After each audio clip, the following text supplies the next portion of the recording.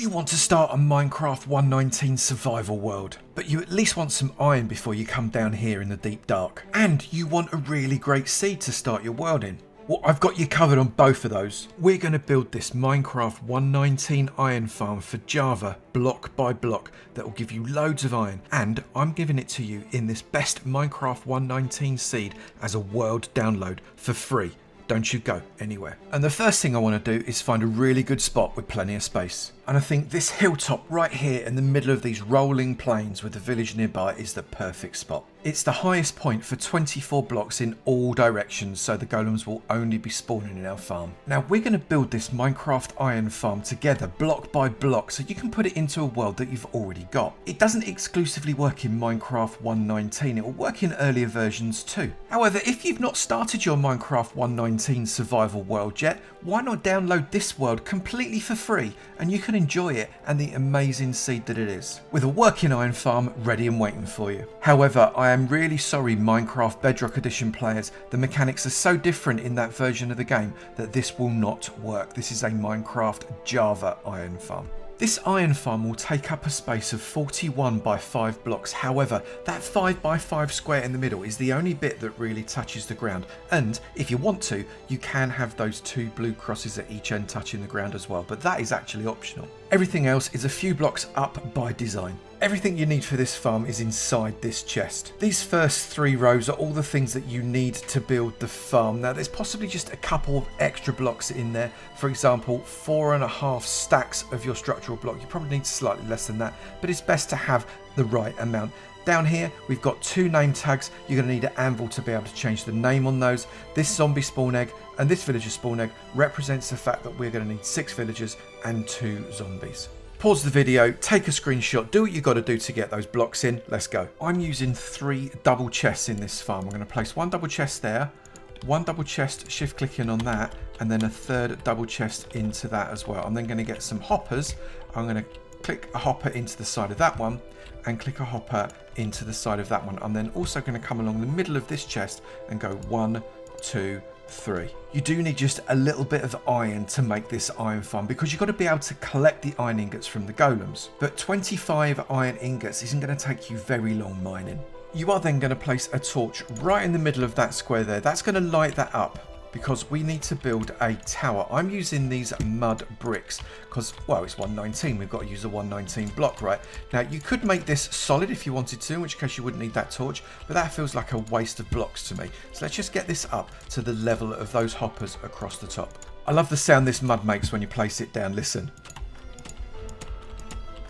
It just feels squidgy. Obviously, you don't have to use these mud blocks. You can use any structural block you want. You could use dirt if you wanted to. It's entirely up to you. I'm then going to get some upside down steps and place them over the top of that chest there. So that chest will still open. And we're going to come to the middle and I'm going to count from here. I'm going to count 9. So them being 1, that's 2, 3, 4, 5, 6, 7, 8 and 9. I'm then going to get some mud brick stairs and make that on there. I'm going to repeat that on the other side and I'm going to do it on either side of this as well. So you should end up with a platform that looks like this. If you're still watching, I must be doing something right, so why not leave me a comment below and let me know what your favourite thing about the Minecraft 1.19 update is. And also, whilst you're there, maybe give that like button a little bit of a tickle. It costs you absolutely nothing, but it makes such a massive difference to the channel. And maybe, if you haven't already, bash that subscribe button and the notifications bell so you never miss another video. Now, you don't have to do this bit, but I like to put some upside down steps along here as well because it just looks nicer.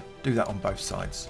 And this is also optional, but come underneath your platform right in the middle, place a block there, then get a step right there and right there as well. So you get that kind of diagonal supported feel. It makes absolutely no difference to the farm whatsoever. Minecraft physics are weird, but I just think it looks like it should be supporting it better.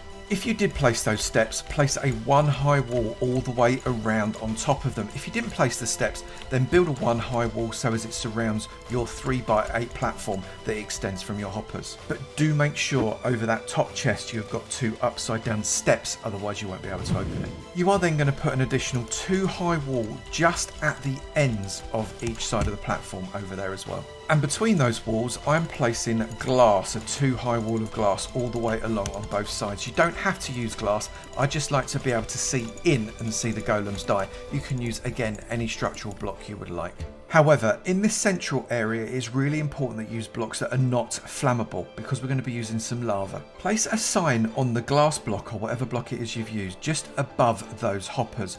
Put it there, then shift click another sign there and shift click another sign there. I'm using mangrove wood signs because I quite like the colour of them. Plus, it's Minecraft 1.19 update, for goodness sake. Then come up one diagonal and repeat the process there, there, and the other side as well, there, and there. So you should have used all 9 of your signs. Then come to the edge of your 3 deep channel and place a water block there and a water block there. That will create a water flow that goes all the way to those hoppers, but not over it. Repeat it here. Then grab your lava bucket and against the edge here, put a bucket of lava. That will flow right the way across to create a lava blade that will kill your golems. Come to one of your ends and increase the height by 2 more blocks like this all the way along. And then another 2 blocks there, and another 2 blocks there, 1 block there, and 1 block there. Then grab yourself some stairs, place stairs there and there, come up and around, place stairs here and stairs there. Now, whilst it's important that you're using these stairs to not be spawnable, these are decorative. You don't have to place these. Then grab a slab, and a bottom slab can be run all the way along here until we are 3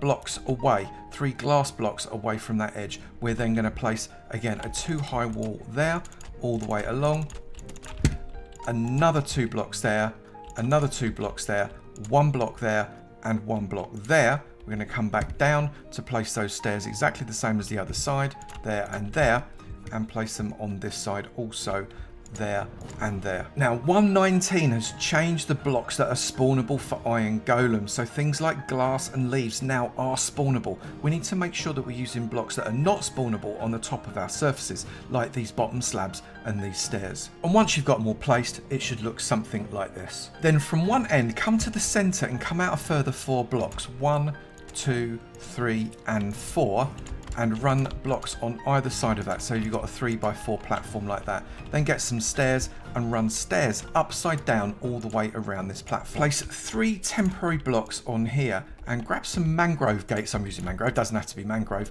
and flip them out like that. We're then going to get some wall, and we're going to place a wall there, wall there, wall there, wall there, wall there, not there. We're going to run wall all the way across the back, not there, and wall all the way down next to those gates. You'll get that quite nice gate pattern as well as a result of the walls. Not that that really matters. We're going to get some stairs there, some stairs there. Place water blocks on both of these stairs. That will flush everything towards the center and out over those gates. We can then punch out all 3 of those temporary blocks. And again, you don't have to do this, but I like to put a block there, a block there, a block there, and a step, step, step. It just makes it look like it's more properly supported and it's not going to snap right at that edge. Repeat this structure at the other end, and we are very nearly done. All that's left now is to create the pod, so let's crack on with that. Come along your wall at the back, and on the back of that wall, place a temporary block, and then on the back of that temporary block, go back 1, 2, 3, 4, and 5, and then come across 1,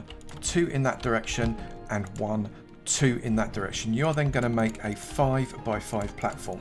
Once that's done, get rid of your temporary block. You do not need it. Then you're going to get 3 beds, and you can place a bed there, a bed there, and a bed there. You'll notice the pillows of the beds are towards your water, and you have got a row of blocks all the way around it. On that row of blocks, we are going to build up a wall going all the way around, except for just 1 block, which is a block just past those beds. So we're going to jump that and come all the way around like that.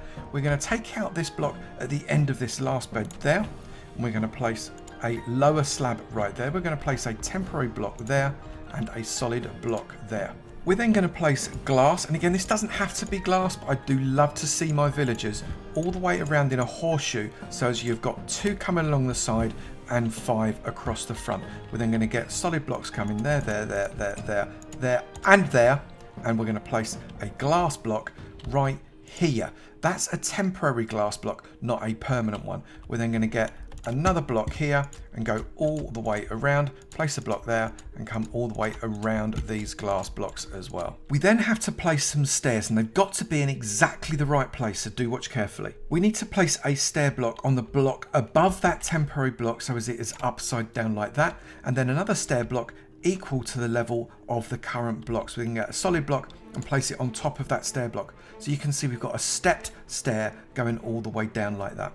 We're then going to place a torch right there. It's not absolutely essential, but I just like to put a little bit of light inside, and I'm going to tap this off with some slabs. Again, I'm going for mangrove because it's 119 and it's a really nice coloured block. I like this one. I'm probably going to be using it a lot in future builds. You're also going to need a little jutty out bit at the side where you've created this hole that is 1, 2, 3, 4, 5 blocks long with a block one up from it. And I'm going to place some powered rails all along there, and I'm also going to place a lever like that. That is going to represent us getting the zombie inside. In reality, this powered rail is going to go all the way down to the ground to a zombie capture chamber. Now, I've showed you how to do this in a previous video, so I'm not going to go over that again, just to keep this video much shorter. However, if you want to see how to do this, I have put the link to the video that shows you in the description below and up on the screen right now. We are then also going to put a foot on this. So on the center block, so it's a 5x5 square, so the center block is right there. We're going to bring a tower of blocks all the way down that goes to the middle of that cross. That's where the cross comes in.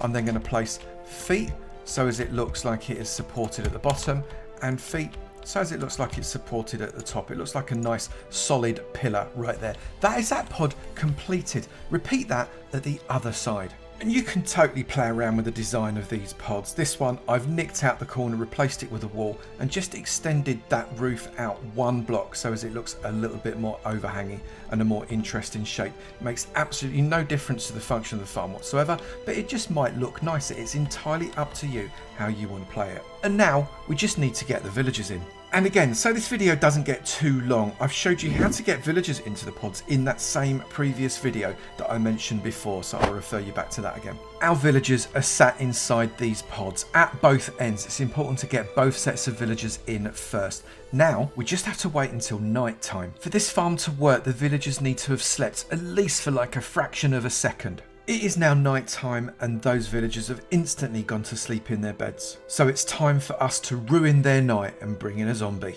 For the sake of the video, I'm going to do this with a spawn egg, but obviously, as I said in that previous video, it shows you exactly how to get your zombie up in the pod. It really isn't that hard. We have got our zombie there sat on our rails waiting to go in. I'm just going to flick this lever and that is going to pop that zombie straight inside that pod there. Instantly, those villagers get just a little bit unhappy and we've got an Iron Golem already falling into our trap. That's going to flow all the way down into that lava blade where we can collect its goodies up in our chests right here. It's really important that you remove these blocks not by the lever or the rails but by the block itself. We don't want any spawnable blocks to be available for that golem to come along for.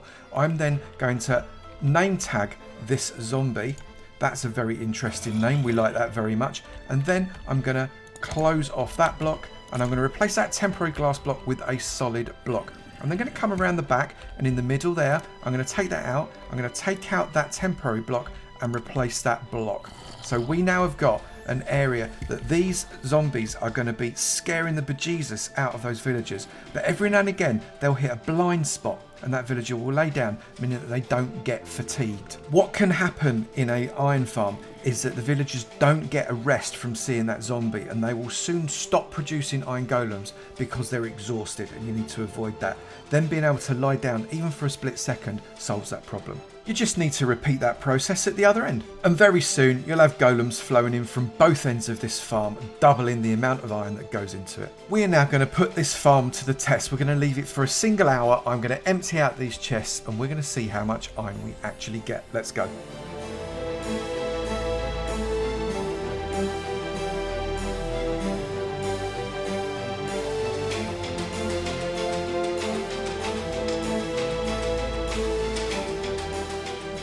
That has been 1 hour and the golems have been pouring into this farm. Let's come and have a look and see what we have got in 1 hour. Wow. Okay, so we've had 1, 2, 3, 4, 5, 6, 7, 8, 9 and about a quarter, 9 1/4 stacks of iron. and 2.5 stacks of poppies. For a fairly small, easy to put together iron farm, 9 to 10 stacks of iron in 1 hour is more than enough than you could ever want in the solo world, and maybe even caters for a small server. What's great about this is it is absolutely server friendly, really easy to put together, doesn't create any lag at all. And you can decorate this farm up however you want. A word of caution though, if you put a spawnable block less than 6 blocks below these pods in 24 block direction in either X or Z, you could find that you have got Iron Golems spawning outside of that kill chamber, and that is going to stop your farm stone dead. This farm is available to download right now. Go to avomance.com and click on the free downloads tab. It will be there with its own unique link, and you can get this world for yourself to play. I hope you have enjoyed this Minecraft 1.19 Wild Update Iron Farm tutorial. Let me know in the comments below, what blocks would you be using to create your iron farm? Maybe you'd stick with these mud-based blocks. Maybe you'd keep it traditional with stone, or perhaps you'd use something else. Either way, I'll look forward to seeing you in the next video. You take it easy now. Bye.